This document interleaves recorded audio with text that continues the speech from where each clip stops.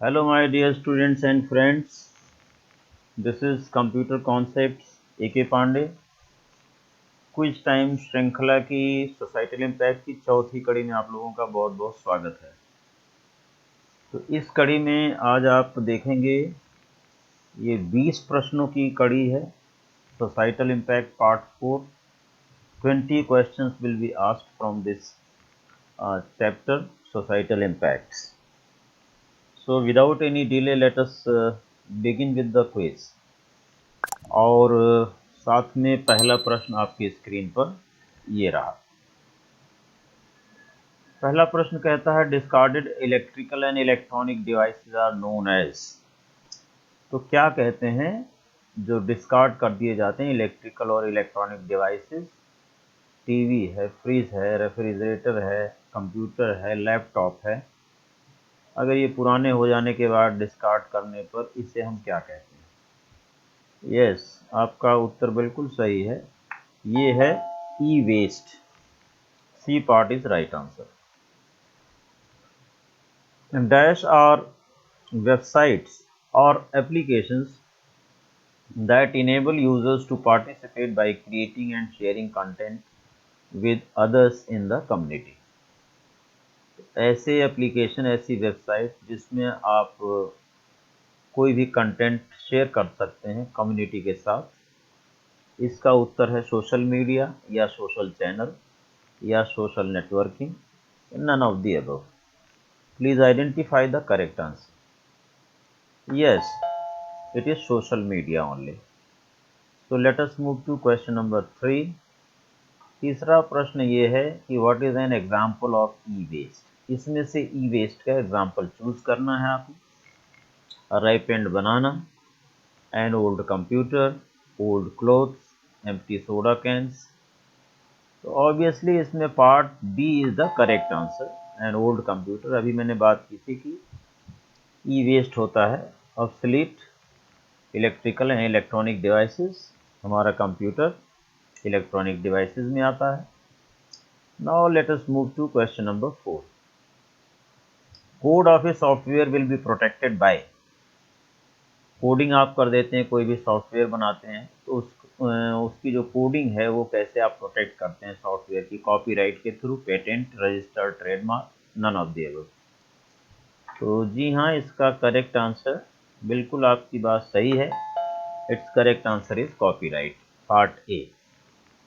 Question number 5। Dash includes the visual symbol, word, name, design, slogan, label, etc. that distinguishes the brand from the other brands. एक brand से दूसरे brand को अलग करता है कोई visual symbol, word, name, design, slogan, label. क्या कहते हैं इसे? Trademark, patent, copyright, none of the above. Yes, obviously it is trademark only. ये ट्रेडमार्क कहलाता है। आइए देखते हैं प्रश्न संख्या 6 क्या है। छठा प्रश्न है EULA का फुल फॉर्म बताना है, एक्सपेंड करना है। तो इसका जो सही आंसर है क्या है? आप चारों ऑप्शन आपके सामने हैं, इसमें से सही आंसर आप छाटिए। EULA, यूला का आपको एक्सपेंशन करना है, फुल फॉर्म बताना है। तो बिल्कुल करेक्ट आपने बोला है। C part is correct answer, end user license agreement. ये आपका करेक्ट आंसर है, C part. Move to question number 7।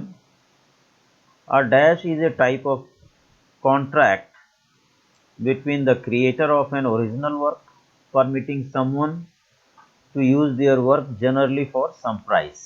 Agreement, license, patent, copyright. Yes, very simple it is. Part B is correct answer. License.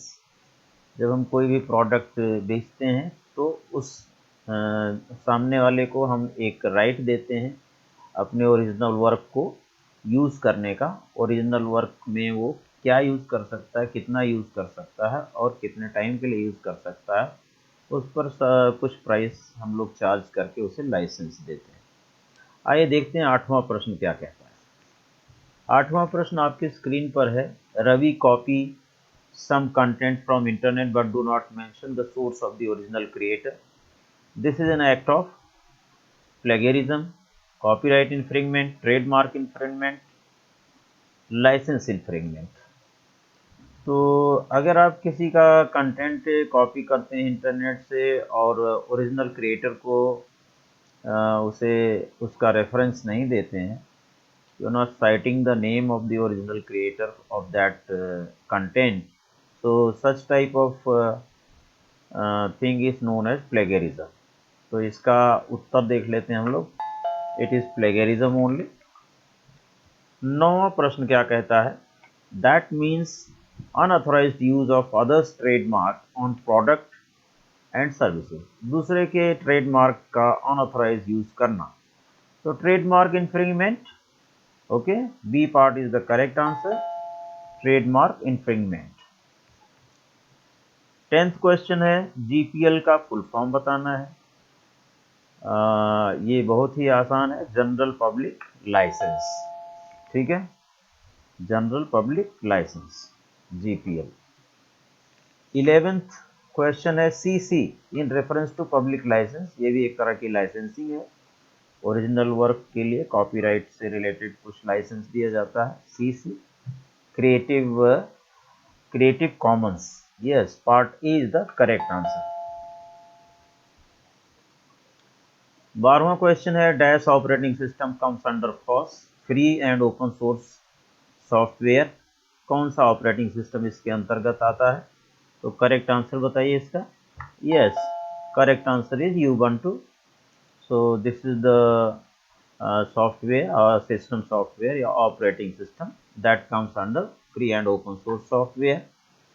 Next अगला question है, this is not question number 23 but it is question number 13। इसका sequence change करना पड़ेगा आपको। 13 है ये, dash browser come under FOSS, कौन सा browser free and open source software के अंतर्गत आता है? इंटरनेट एक्सप्लोरर, माइक्रोसॉफ्ट का, क्रोम गूगल का, Mozilla Firefox, none of the above. Yes, part C is the correct answer, Mozilla Firefox. 14वां question है, is the unauthorised use of distribution of software, software को unauthorised way में distribute करें आगे further, तो इसे हम सॉफ्टवेयर पायरेसी कहेंगे, या सिंपली पायरेसी कहेंगे, या सॉफ्टवेयर कॉपी कहेंगे, या पायरेटेड सॉफ्टवेयर कहेंगे। सो आप बताइए इसका आंसर। Yes, you are absolutely right, it is software piracy. 15th question क्या कहता है, dash package come under FOSS, कौन सा package free and open source software में आता है? LibreOffice, OpenOffice, both of the above, none of the above. Yes, ये दोनों ही सॉफ्टवेयर आपके free and open source software में आते हैं। लाइबर ऑफिस, ओपन ऑफिस, बिल्कुल ये एमएस ऑफिस की तरह इसमें बहुत सारे पैकेजेस हैं, सॉफ्टवेयर्स हैं, लाइक वर्ड की तरह सॉफ्टवेयर है, एक्सेल शीट की तरह, एक्सेस की तरह, इस तरह से there are a pack of software in LibreOffice and OpenOffice, almost similar to MS Office, and it is free and open source. You can freely download it and install it and use it as it is, as you are using Microsoft and Word and all। आइए चलते हैं 16वें प्रश्न की ओर। ये प्रश्न है आपके सामने, a dash is some lines of malicious code that can copy itself and can have detrimental effect on the computers by destroying data and corrupting the system. Cybercrime, computer virus, program, software. Yes, it is very simple. Part B is correct answer. Computer virus. Computer virus automatically ऐसा code है malicious, harmful, कि automatically copy हो जाता है और हमारे system को infect कर देता है, फाइलों को करप्ट कर देता है, और तमाम तरह के कंप्यूटर को नुकसान पहुंचाता है internally in the form of file, in the form of software, in and sometimes allocation table of also।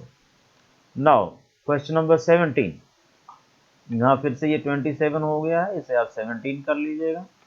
Hacking when done with a positive intent is called, अगर हम पॉजिटिव इंटेंट के साथ हैकिंग करते हैं तो उसे हम लोग क्या कहते हैं, ethical, active, passive, ethics, whatever. क्या है इसका करेक्ट आंसर, आइए देखते हैं करेक्ट आंसर क्या है। Yes, correct answer is ethical hacking. ठीक है, एथिकल हैकिंग है इसका करेक्ट आंसर। नेक्स्ट, ये 17वां प्रश्न था। 18वां प्रश्न आपका है, which of the following is called black hat hacker? Ethical hacker, non ethical hacker, both of the above, none of the above. Ethical hacker को हम लोग ब्लैक हैट हैकर कहते हैं या नॉन एथिकल को? Obviously it is non ethical. Non ethical, legal जो नहीं है, ऐसे हैकर्स को हम लोग ब्लैक हैट हैकर्स कहते हैं। 19th क्वेश्चन क्या है, primary focus of dash is on security cracking and data stealing. तो आप देखिए कि सिक्योरिटी को क्रैक करना और डाटा को चुराना एथिकल हैकर करेगा कि नॉन एथिकल हैकर करेगा, या वाइट हैट हैकर करेगा, या कि नन ऑफ दिस। ऑब्वियसली ये नॉन एथिकल हैकर का ही काम है। ठीक है, तो नॉन एथिकल हैकर यहाँ पर आना चाहिए, who can break the security and try to steal the data on the system, on the network. और इस क्विज का जो आपकी चौथी कड़ी चल रही है सोसाइटल इम्पैक्ट की, इसका आखिरी प्रश्न आपके सामने ये रहा, 20वां प्रश्न।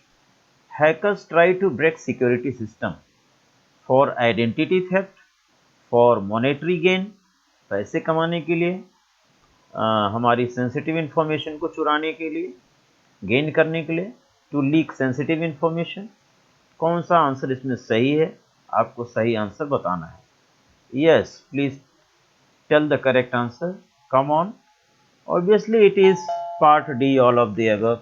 ये सारी चीजें हैकर्स ट्राई कर सकता है। ठीक है, सिक्योरिटी सिस्टम को ब्रेक करने के बाद ये सारी चीजें आपके साथ वो कर सकता है, आपके सिस्टम के साथ कर सकता है। ये उसके फायदे के लिए करता है, पैसे कमाने के लिए करता है। तो इस तरह से ये 20 प्रश्नों की कड़ी सोसाइटल इम्पैक्ट पार्ट 4 यहीं पर समाप्त होती है। और अगर आप चैनल पर नए हैं तो चैनल को सब्सक्राइब कर लें, जिससे इस तरह की और अनेकों प्रकार की वीडियो आपके पास डायरेक्ट उसका नोटिफिकेशन पहुंच जाए। और इस वीडियो को अपने दोस्तों के साथ ज़्यादा से ज़्यादा शेयर करें और लाइक करना ना भूलें। और अच्छे मार्क्स आपके आ सकते हैं टर्म 1 में, if you continuously watch these videos on quiz time। सो आपका वीडियो देखने के लिए बहुत बहुत धन्यवाद। Thank you very much for watching.